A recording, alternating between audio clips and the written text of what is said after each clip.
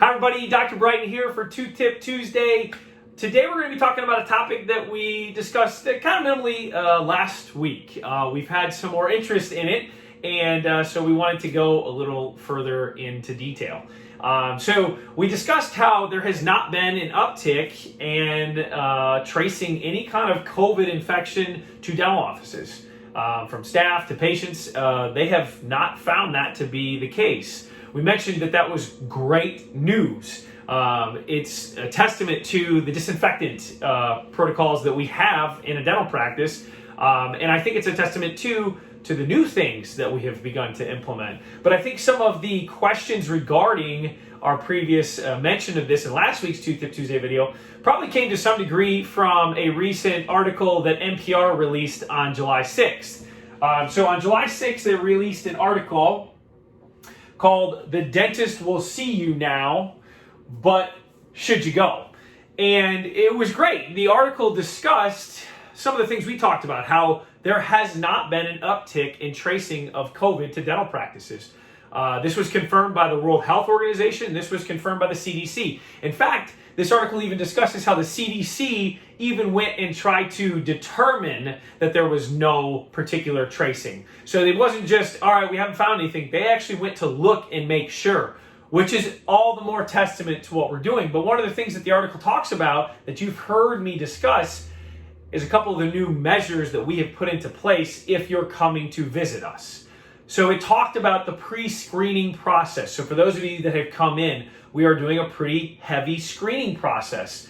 Questionnaire over the phone at least 24 hours in advance, and then when you arrive to just confirm that ultimately your risk, or you're not bringing any kind of risk to our practice, and you're also keeping the risk low in the practice. And then from that, we're doing thermometer testing. So we're checking for fevers in patients before they enter the building. And then from there, we actually bring you into the building. One of the things they talk about is trying to minimize how much time or how many times handles of doors are touched.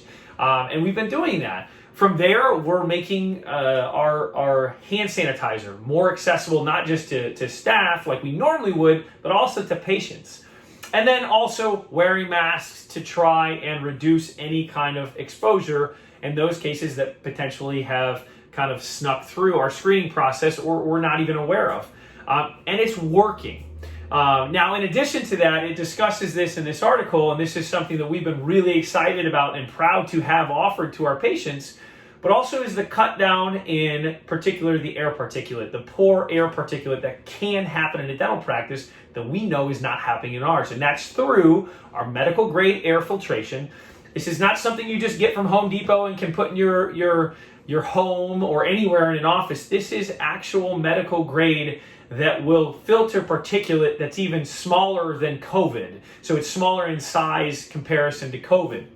And then from there, our new suction techniques. We have new things that we are using. We've talked about it, our dry shield, where it helps to keep your mouth open, which is really convenient. Then you can rest on it, but then also is creating a suction system that actually just keeps all of the aerosols in the mouth and directly into the suction, as opposed to allowing them to go throughout the room. And then from there, our new disinfectant protocol, where we've actually implemented even more than what was required of dental practices, and even now what is required of dental practices, we go even further. So we are actually cleaning rooms twice, and we're using particular cleaners that have been shown to be more effective in taking out certain viruses like COVID. And so I wanted to discuss this a little more in detail because of the interest that we've had patients that have had on this, and I just wanted to bring it up again because it's been really cool to see, again, what the World Health Organization is seeing and what the CDC is seeing. It's showing that it's working. The reason being is because we need to encourage patients to make sure that they're continually coming in. One of the things this article talks about is the delay to treatment can create big problems.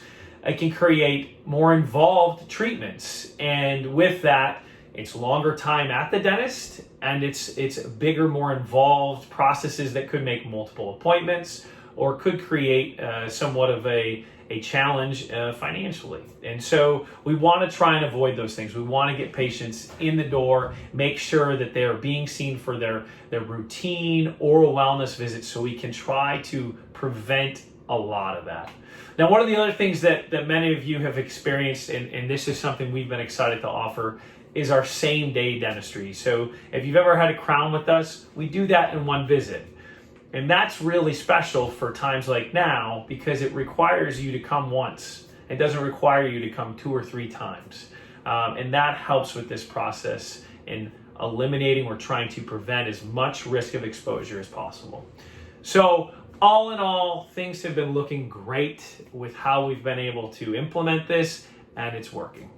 So hopefully that's helpful for those of you that had more interest. If you want to check out the NPR article, you can search it. Just put the title in there and NPR, and you'll find it in Google if you wish. If you have more questions, reach out to us. We appreciate those that have reached out and had interest. And we've, again, just really appreciated the patients that have been coming in. They've been gracious and patient with us as we've taken in this whole process. It is still a work in progress. As everyone knows, we are still in the middle of this. And so we thank you so much for the way that you've supported us and that you've been committed to us, because that's what we want to do for you. So thank you. I hope you have a great rest of your Tuesday and a great rest of your week. Thank you.